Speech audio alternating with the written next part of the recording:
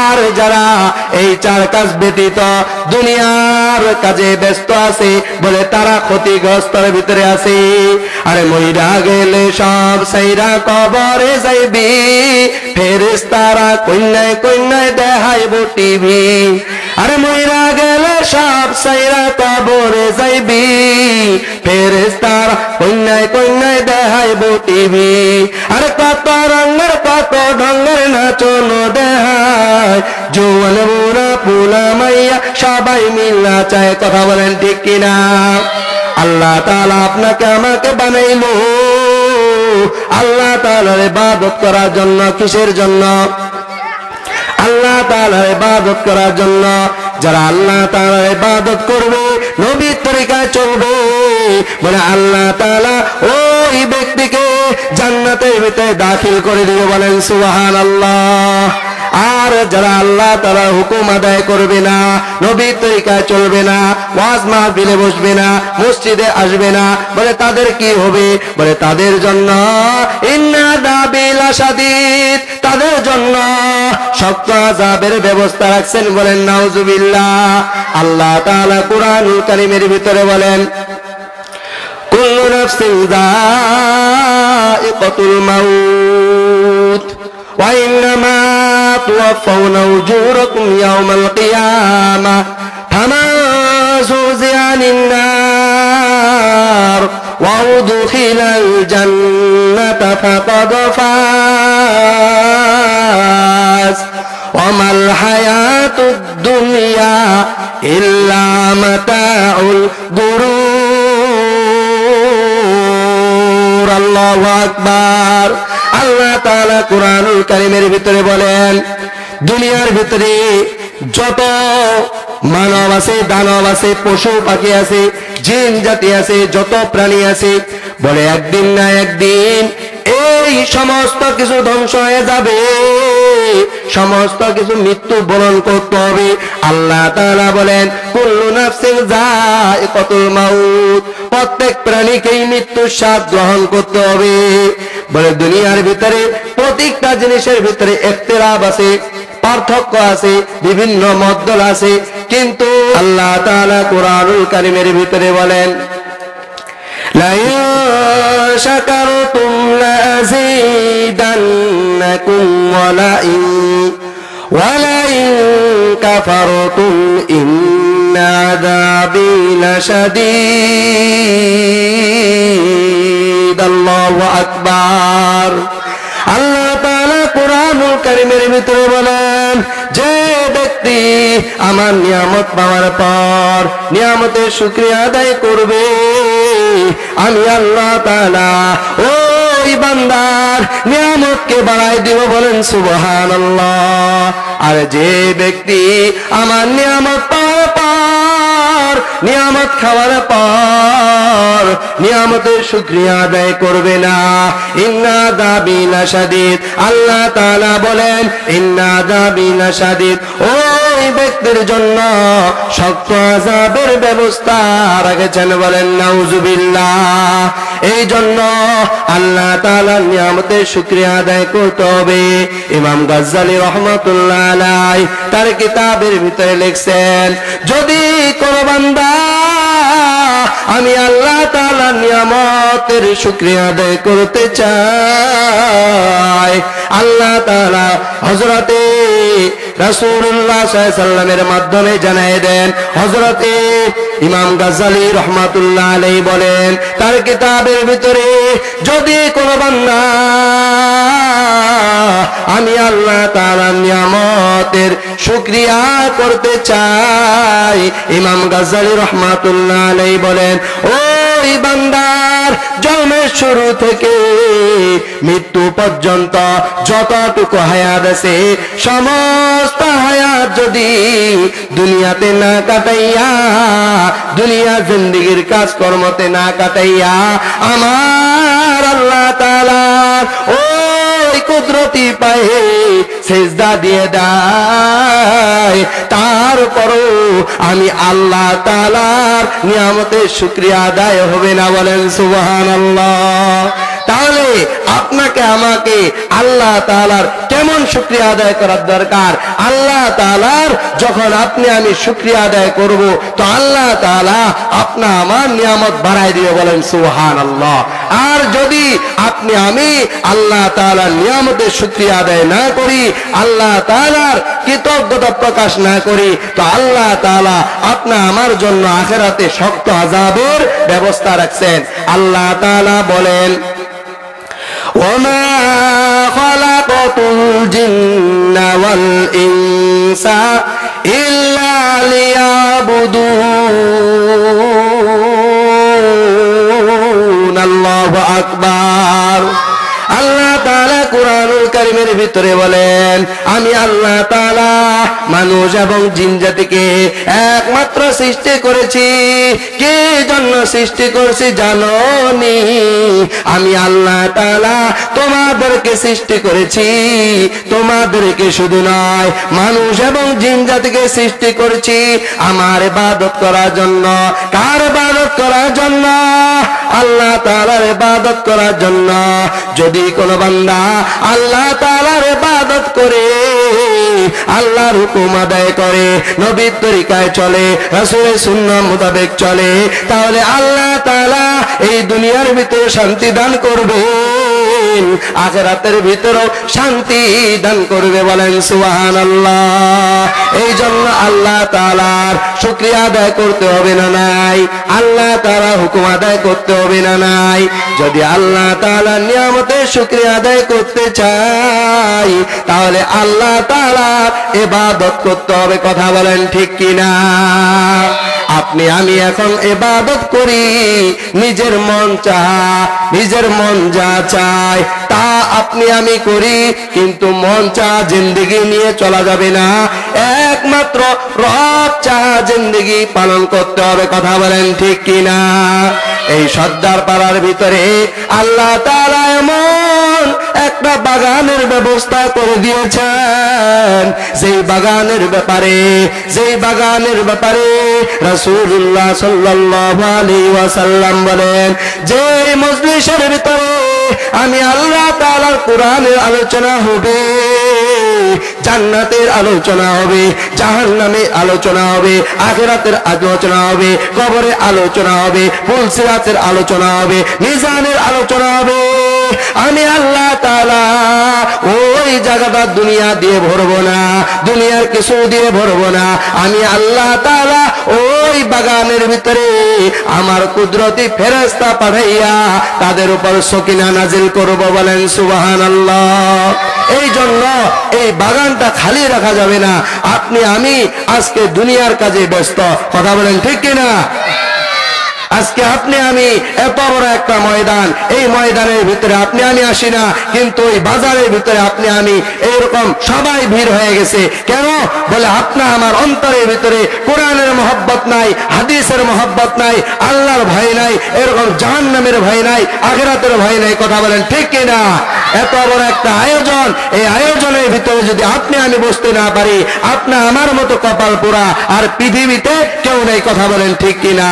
বলে জান্নাতের আলোচনা হইতেছে। আল্লাহ তাআলা কুরআনুল কারীমের ভিতরে বলেন, আল্লাযীনা ইযা যুকিরাল্লাহ ওয়াজিলাত কুলুবুহুম ওয়া ইযা তুলিয়াত আলাইহিম যাদাতুম ঈমানা। বলো দুনিয়ার মানুষ, তোমাদের সামনে যখন কুরআনুল কারীমের আলোচনা হবে, হাদিসের আলোচনা হবে, আমি আল্লাহ তাআলার আলোচনা হবে, যারা ঈমানদার হবে, যারা মুত্তাকিন হবে, যারা পরেজগার হবে, তাদের ঈমান তরুতাজা হবে, বলেন সুবহানাল্লাহ। আপনি আমার যদি ঈমানকে তরুতাজা করতে চাই, তাহলে এই ময়দানে এখনই সবাই চলে আসেন। কথা বলেন ঠিক কিনা? যদি এই ময়দানে না আসি, তাহলে আপনি আমি এই ঈমানের আলোচনা কিভাবে শুনবো? কোরআনের আলোচনা কিভাবে শুনবো? এত বড় জান্নাতের বাগানে আপনি আমি যদি না আসি, তাহলে আপনি আমার গুনাহকে কিভাবে মাফ করব? কথা বলেন ঠিক কিনা?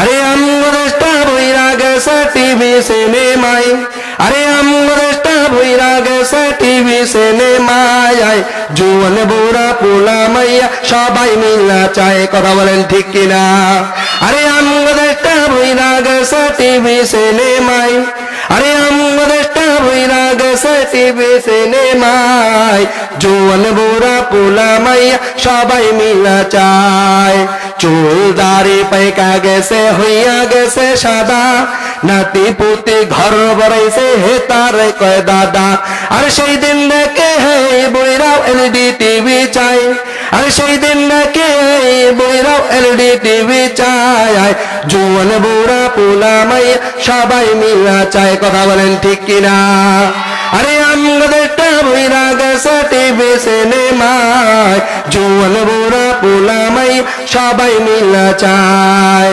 নুনতে যার পন্থা পুরা এদের ঘরে টিভি কাজ নাই বইয়া বইয়া দেখনি ছবি কথা বলেন ঠিক কিনা আপনার আবার কাজ নাই কাম নাই ও সময়কে আপনি আমি নষ্ট করতেছি আর আল্লাহ তাআলা কোরআনুল কারীমের ভিতরে আল্লাহ তাআলা এই সময় নিয়ে কসম খেয়েছেন আল্লাহ তাআলা বলতেছেন ওয়াল আসর আল্লাহ তাআলা আসরের কসম খেয়েছেন ইন্নাল ইনসানা লাফি খুসর নিশ্চয়ই যারা বলে দুনিয়ার ভিতরে আছে বলে দুনিয়ার কাজকর্ম করতেছে এরা ক্ষতিগ্রস্তের ভিতরে আছে ইল্লাল্লাযীনা আমানু ওয়া আমিলুস সালিহাত বলে এই চার শ্রেণী ব্যতীত কয় শ্রেণী ব্যতীত চার শ্রেণী ব্যতীত ইল্লাল্লাযীনা আমানু যারা ঈমান এনেছে ওয়া আমিলুস সালিহাত যারা আমলে সালিহাত করতেছে ইল্লাল্লাযীনা আমানু ওয়া আমিলুস সালিহাত ওয়া তাওয়াসাউ বিল হাক্কি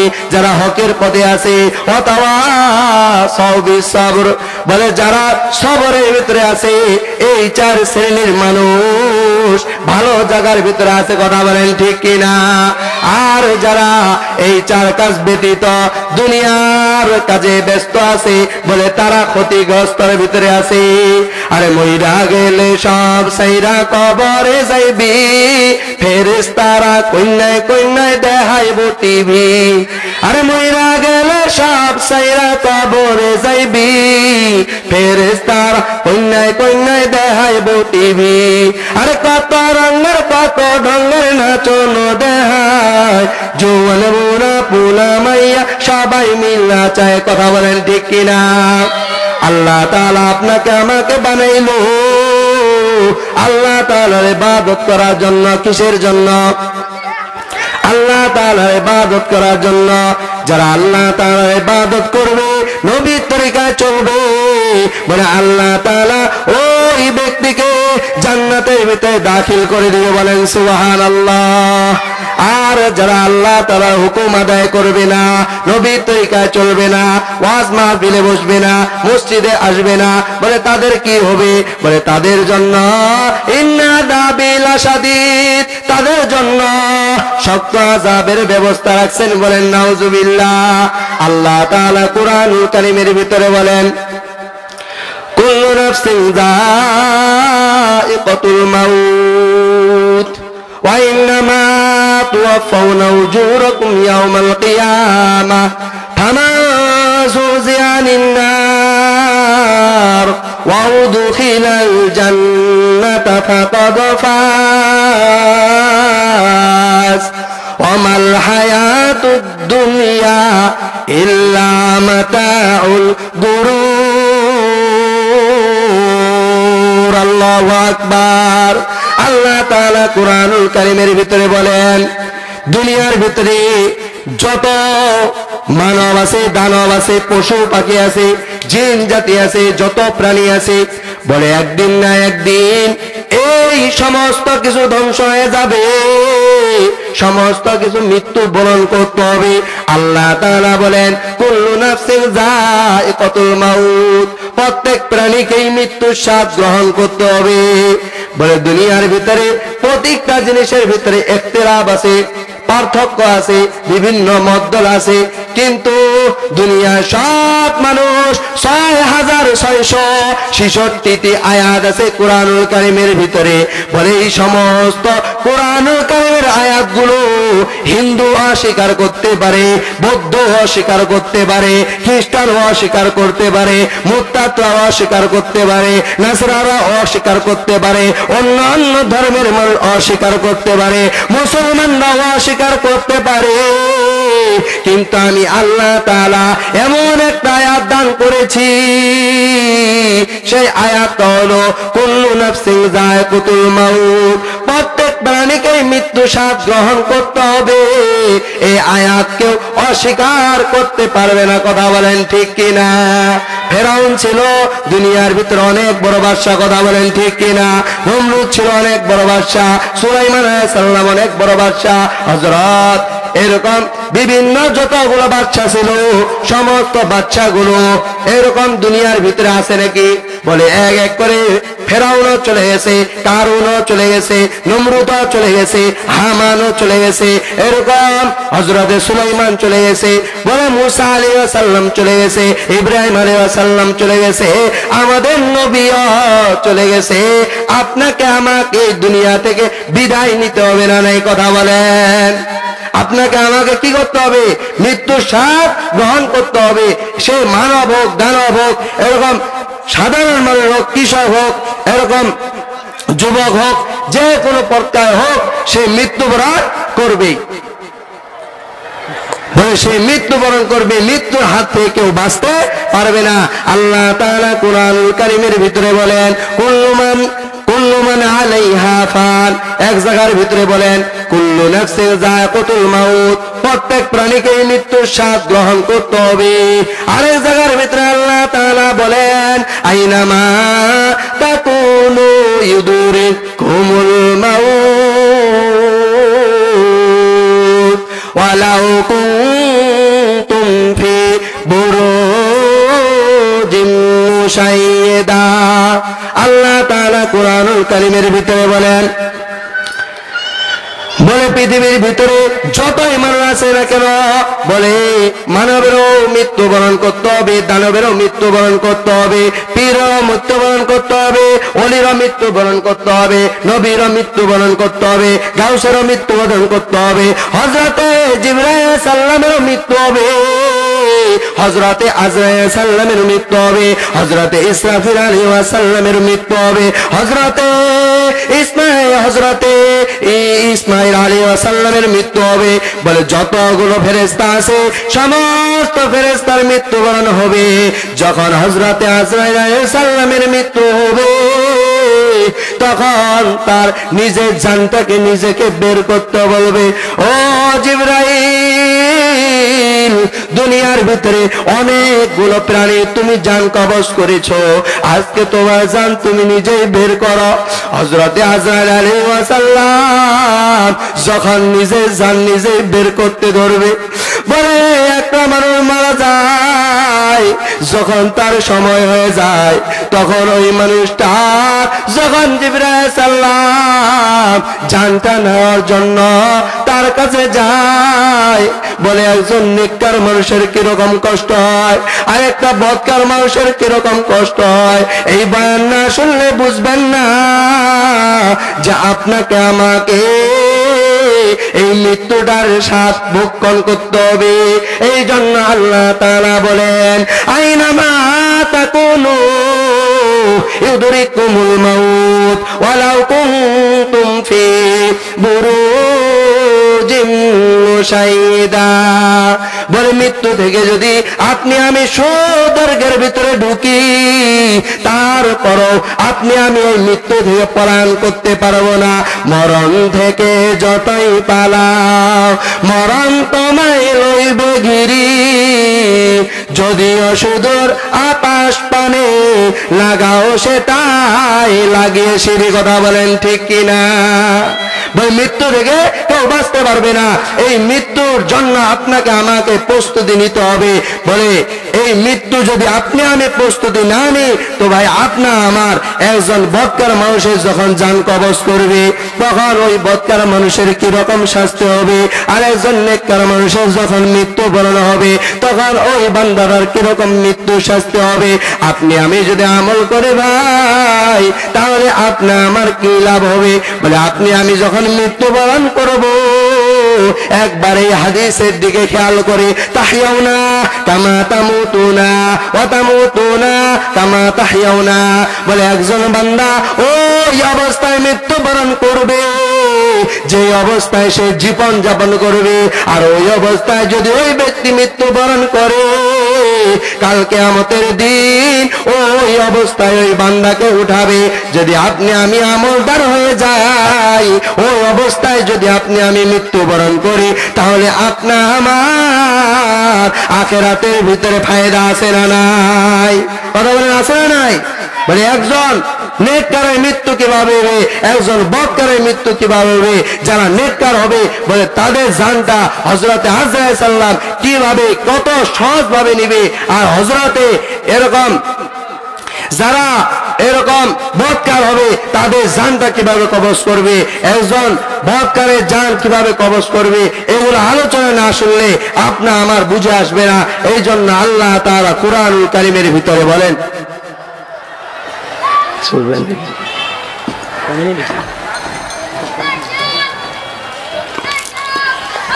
আল্লাহ তাআলা কুরআনুল কারীমের ভিতরে বলেন, আইনামা তাকুনু ইউদরিকুমুল মাউত ওয়ালাউ কুনতুম ফি বুরুজিম মুশাইদা, বলে মৃত্যু থেকে কেউ পালাইতে পারবে না, যদিও সুদূর আকাশ পানে আমি পালায় চলে যাই, ওইখান থেকে আপনাকে আমাকে বের করবে। বের করা মা তাকুনু ইউদরিকুমুল মাউত ওয়ালাউ কুনতুম ফি বুরুজিম মুশাইদা, এই মৃত্যু থেকে কেউ পলায়ন করতে পারবে না। এই জন্য আপনাকে আমাকে এই মৃত্যুর প্রস্তুতি গ্রহণ করতে হবে। একজন বদকারের মৃত্যু যখন হয়, তখন এই ঘটনাটা হযরতে ইব্রাহিম আলাইহিস সালাম একদিন হযরতে আজরাইল সাল্লামকে বললেন, ও আজরাইল ভাই, একজন বদকারের মৃত্যু যখন হয়, ওই সূরতটা আমি দেখতে চাই। হযরতে আজরাইল সাল্লাম বললেন, ও ইব্রাহিম আলাইহিস সালাম, আপনাকে আমি কিভাবে দেখাই? অনেকক্ষণ পীড়াপিড়ি করার পর যখন ইব্রাহিম আলাইহিস সালাম দেখবেন, তখন হযরতে আজরাইল আলাইহিস সালাম বলতেছেন যে, ইব্রাহিম আলাইহিস সালাম, আপনি একটু আপনার চেহারাটা ঘোরান। হযরতে ইব্রাহিম আলাইহিস সালাম তার চেহারাটা ঘোরাই ফেলছেন। ঘোরানোর পর হযরতে আজরাইল আলাইহিস সালাম এমন সূরত নিয়েছে, বলে মাথা হলো আকাশে, পা হলো জমিনে।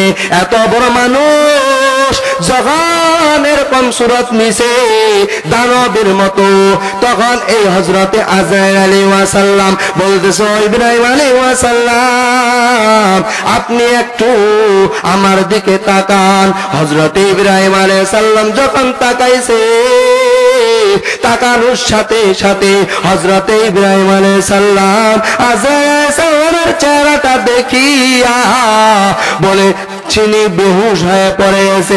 বেহুশ হওয়ার পর কিছুক্ষণ হযরতে আজরাইল সাল্লাম কিছুক্ষণের ভিতরে তার আবার চেহারাটা নিজের অবস্থায় নিয়ে আসছে। আসার পর হযরতে ইব্রাহিম আলাইহিস সালামের সাথে দেখা হওয়ার পর হযরতে ইব্রাহিম আলাইহিস সালামকে জিজ্ঞাসা করেছে, ও ইব্রাহিম আলাইহিস সালাম, আপনি যে আমাকে দেখলেন, আমার সূরতটা কেমন ছিল, সিরাতটা কেমন ছিল, আমার শরীরটা কত বড় ছিল?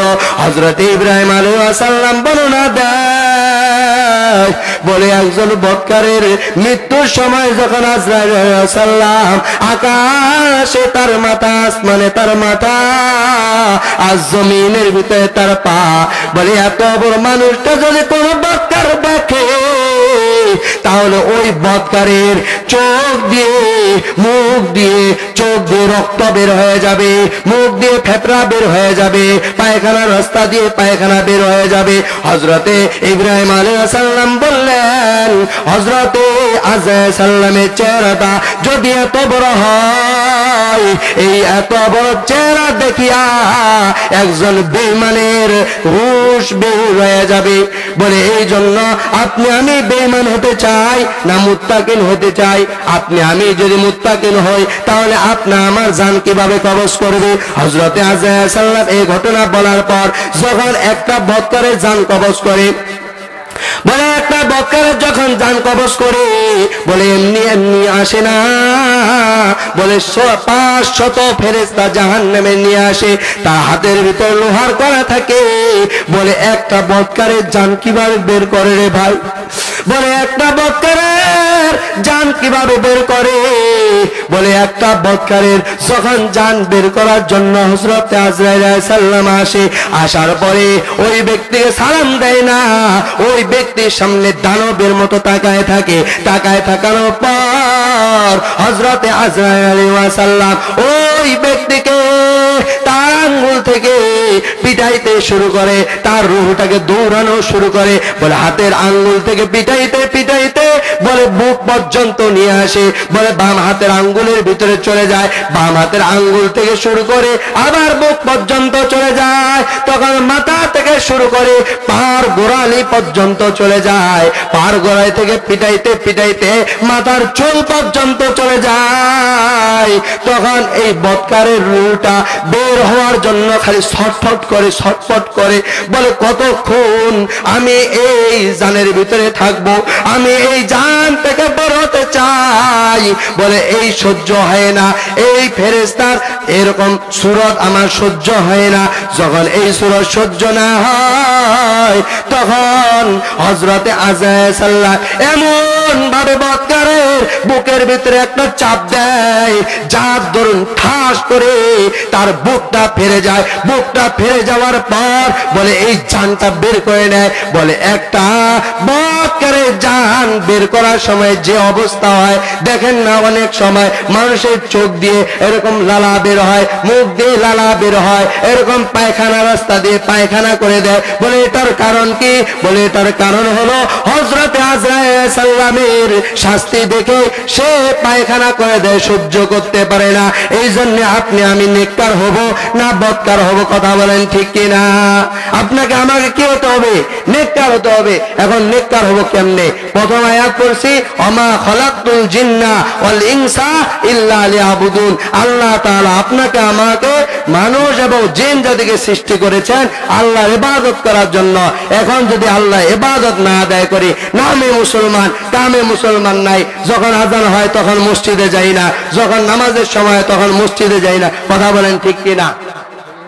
মুসলিম তুমি দাবি করে যাও সকাল বিকাল মুখে, মুসলিম তুমি মুসলিম কিনা বলো হাত দিয়ে বুকে। মুসলিম তুমি মুসলিম শুধু মুসলিম আছো নামে, মুসলিম তুমি কবে যে হবে প্রতিটি কাজ কামে রে, প্রতিটি কাজ কামে। মুসলিম তুমি আজান হলে মসজিদে যাও না, মুসলিম তুমি নামাজ পড়ার সময় তো পাও না। কথা বলেন ঠিক কিনা? বলো সর্দার পাড়ার মুসলমান, এই বয়ানটা ভালো করে দিলের কান নিয়ে শুনো। শুনো যদি এই বয়ান, তাহলে তোমার অন্তরে সাড়া দিবে। বলে যে আপনি আমি নামাজ পড়তে পারি না কিন্তু মুসলমান দাবি করি, তাহলে আপনি আমি নামে মুসলমান কিন্তু কামে মুসলমান নাই। কথা বলেন ঠিক কিনা? মুসলিম তুমি দাবি করে যাও সকাল বিকাল মুখে, মুসলিম তুমি মুসলিম কিনা বলো হাত দিয়ে বুকে। মুসলিম তুমি কোরআন হাদিস পড়তে পারো না, মুসলিম তুমি নামাজ রোজা ধারো তো ধারো না। মুসলিম তুমি আজান হলে মসজিদে যাও না, মুসলিম তুমি নামাজ পড়ার সময় তো পাও না। মুসলিম তুমি টিভি সুচির খবর রাখো বেশ, মুসলিম তুমি ঈমান আমল সব করেছো শেষ। কথা বলেন ঠিক কিনা? এই জন্য আল্লাহ তাআলার ইবাদত করতে হবে না নাই? আপনি আমি যদি আল্লাহ তাআলার ইবাদত না করি তাহলে হিন্দুরা কি আল্লাহর ইবাদত করবে? খ্রিস্টানরা আল্লাহর ইবাদত করবে? নাসারারা আল্লাহর ইবাদত করবে? ইহুদিরা আল্লাহ ইবাদত করবে, মুসলমানকে ইবাদত করতে হবে। আর মুসলমান আজকে টিভি সূচি নিয়ে পড়ে আছে, খেলা নিয়ে পড়ে আছে, এরকম আড্ডা দিয়ে পড়ে আছে। কিন্তু আপনার আমার জন্য জান্নাতের ব্যবস্থা আছে। যারা ইবাদত করবে ফামান যুযিআ আনিন নার ওয়া উদখিলাল জান্নাত ফাকাদ ফাজ, যারা ইবাদত করবে উদখিলাল জান্নাত ফাকাদ ফাজ, তাদের জন্য আমাল হায়াতুদ দুনিয়া ইল্লা মাতাউল গুরুর, তাদের জন্য জান্নাতের ভিতরে এরকম সফল কাম জান্নাতের ব্যবস্থা আছে। বলেন সুবহানাল্লাহ, সবাই বলেন সুবহানাল্লাহ। আল্লাহ তাআলা কুরআনুল কারীমের ভিতরে বলেন ওয়া ক্বাদা রাব্বুকা আল্লা তা'বুদু ইল্লা ইয়্যাহু ওয়া বিল ওয়ালিদাইনি ইহসানা। আল্লাহ তাআলা কুরআনুল কারীমের ভিতরে বলেন ওয়া ক্বাদা রাব্বুকা আল্লা তা'বুদু ইল্লা ইয়্যাহু ওয়া বিল ওয়ালিদাইনি ইহসানা। হে আমার বান্দা, প্রথমে তুমি আমার ইবাদত করো, আমার গোলামি করো। তুমি যদি আমার ইবাদত করো, ইবাদত করবা কেমনে? নামাজের মাধ্যমে, রোজার মাধ্যমে, যাকাতের মাধ্যমে, সদকার মাধ্যমে, হজের মাধ্যমে, ফিতরার মাধ্যমে, দান সদকার মাধ্যমে। যদি তুমি আমার হুকুম আদায় করতে চাও আর আমার জান্নাতে যেতে চাও, তাহলে তোমাকে ইবাদত করতে হবে না? নাই। আল্লাহ তাআলা আপনাকে বানাইলো, আমাকে বানাইলো, আল্লাহর কি উদ্দেশ্য নাই? এই যে এত বড় একটা ওয়াজ মাহফিল, আমাদের উদ্দেশ্য কি? সবাই এখানে আমলের বয়ান শুনবো, আল্লাহ তাআলার কথা শুনবো, জান্নাতের কথা শুনবো, জাহান্নামের কথা শুনবো। শোনার পরে আমলের নিয়ত করব। কোন বান্দা যদি একটা আমলের নিয়ত করে, ওই একটা আমল নিয়ত করার কারণে যারা এত বড় একটা মাহফিলের ব্যবস্থা করেছে, টাকা দিয়ে ব্যবস্থা করেছে, পয়সা দিয়ে ব্যবস্থা করেছে, সময় দিয়ে ব্যবস্থা করেছে, বলে সমস্ত ব্যবস্থা করার কারণে ওই ব্যক্তি যে একটা আমল করছে, যতদিন ওই ব্যক্তি আমল করবে কিয়ামত পর্যন্ত ওই ব্যক্তির আমলনামায় সব যাইতে থাকবে। বলেন সুবহানাল্লাহ। আল্লাহ তাআলা বলেন আমার ইবাদত করার পর তোমরা তোমার মা বাবার ইবাদত করা, তোমার মা বাবার গোলামি করা, তোমার মা বাবার খেদমত করা। কিন্তু আজকে আপনি আমি মা বাবাকে ভুলে যাই। মা এবং বাবা, একটা কিতাব আছে শিশু ছেলের ভাবনা। মা এবং বাবা এখানে ভিতরে আছে যে আপনি আমি যে মা বাবাকে দেখতে পাই না, বড় হয়ে গেলে, বিয়ে হয়ে গেলে আপনি আমি কি করি? আপনি আমি খালি নিজের সংসার নিয়ে ব্যস্ত থাকি। কিন্তু মার বাবা যে আপনাকে এত কষ্ট করে লালন পালন করলো, এত কষ্ট করে আপনাকে বড় করলো, এই মা বাবার খোঁজ নাও না।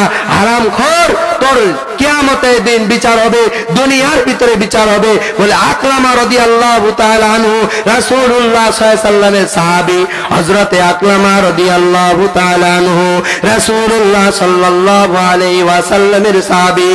বলে এই সাহাবী যখন মৃত্যু বরণ হওয়ার সময়, বলে এই হযরতে আকরামা রাদিয়াল্লাহু তাআলা আনহু মৃত্যু সজ্জায়, বলে তার মুখ থেকে কালিমা বের হয় না। সমস্ত সাহাবী পেরেশান। বলে আকরামা রাদিয়াল্লাহু তাআলা আনহু দুনিয়ার ভিতরে রাসূলের সাথে ছিল, রাসূলের পিছনে নামাজ পড়ছে, আল্লাহ তাআলার হুকুম আদায় করছে, নবীর তরিকায় চলছে, হজও করেছে, দান সদকাও করেছে। কিন্তু এই আকরামার মুখ থেকে কালিমা বের হয় না। বলে এই কালিমা যে বের হয় না, রাসূলুল্লাহ সাল্লাল্লাহু আলাইহি ওয়াসাল্লামের কাছে সমস্ত সাহাবী চলে গেলেন। যাওয়ার পরে বলতেছে, ও আল্লাহর নবী, ও আমাদের পয়গম্বর, ও আমাদের রাসূল, বলে আপনার একজন সাহাবী আছে, যে সাহাবীর নাম আকরামা। এই আকরামা রাদিয়াল্লাহু তাআলা আনহু মৃত্যু সজ্জায়। বলে তার মুখ দিয়ে কালিমা বের হয় না। সমস্ত সাহাবী পরেশান। তখন হযরত আকরামা রাদিয়াল্লাহু তাআলা আনহু বাড়িতে রাসূলুল্লাহ সাল্লাল্লাহু আলাইহি ওয়াসাল্লাম দৌড়ে আসলেন। আসার পরে বলতেছেন, ও আমার সাহাবীরা রে, তোমরা শোনো গো, ও আমার সাহাবীরা তোমরা শোনো। বলে আকরামা রাদিয়াল্লাহু তাআলা আনহুর বাড়িতে কে কে আছে? বলতেছে হযরত আকরামার বাবা বেঁচে নাই, বলে তার মা বেঁচে আছে। তখন হযরত রাসূল আকরাম সাল্লাল্লাহু আলাইহি ওয়াসাল্লাম হযরত আকরামা রাদিয়াল্লাহু তাআলা আনহুর বাড়িতে গেলেন। যাওয়ার পরে বলতেছে আলাল ভাই, ও বাড়িওয়ালা, বাড়ির ভিতরে কেউ আসোনি? বলে ও পাশ থেকে বাড়ির ভিতর থেকে একটা উত্তর চলে আসলো। হযরত আকরামা রাদিয়াল্লাহু তাআলা আনহুর মা উত্তর দিল যে আমি বাড়িতে আছি। বলে হযরত আকরামা রাদিয়াল্লাহু তাআলা আনহু মৃত্যু শয্যায় কাতরাইতেছে। ও শ্রদ্ধাপাড়ার মুসলমান, এই বয়ানটা একবার শুনো। তুমি তো নামাজ নিয়ে পড়ে আছো, তুমি তো রোজা নিয়ে পড়ে আছো, মনে করেছো নামাজ পড়লে জান্নাতি, রোজা করলে জান্নাতি, হজ করলে জান্নাতি, যাকাত দিলে জান্নাতি, এত বড় মাহফিল করলে জান্নাতি, কিন্তু একবারও কি তোমার মা বাবার খবর নিছনি? বলে ওই সাহাবী রাসূলের পিছনে নামাজ পড়ছে, হজ করছে, যাকাত দিছে, রোজা করছে, কিন্তু মৃত্যুর সময় কালিমা বের হয় না। ও মুসলমান, একটু মনোযোগ লাগাইয়া এই ঘটনাটি শুনো। হযরতে রাসূল আকরাম সাল্লাল্লাহু আলাইহি ওয়াসাল্লাম হযরত আকরামা রাদিয়াল্লাহু তাআলা আনহুর মার কাছে বলতেছে, ও আকরামার মা, তোমার সন্তান তো আজকে তোমার সন্তানের মুখ থেকে কালিমা বের হয় না।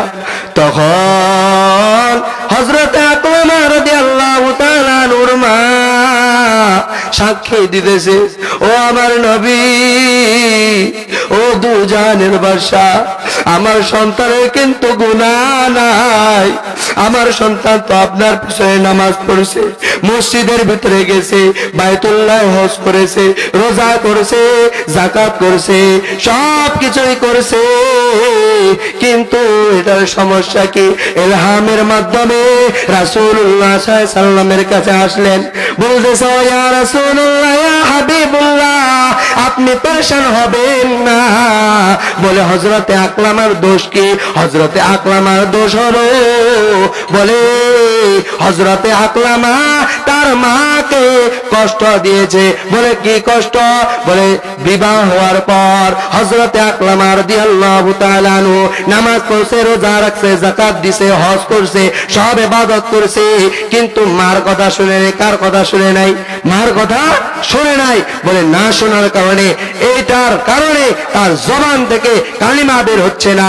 হযরতে আকরামা রাদিয়াল্লাহু তাআলা আনহুর মাকে হযরতে রাসূল আকরাম সাল্লাল্লাহু আলাইহি ওয়াসাল্লাম বললেন, ও আকরামার মা, তোমার সন্তান তোমার কাছে কি কোনো অপরাধ করেছেনি?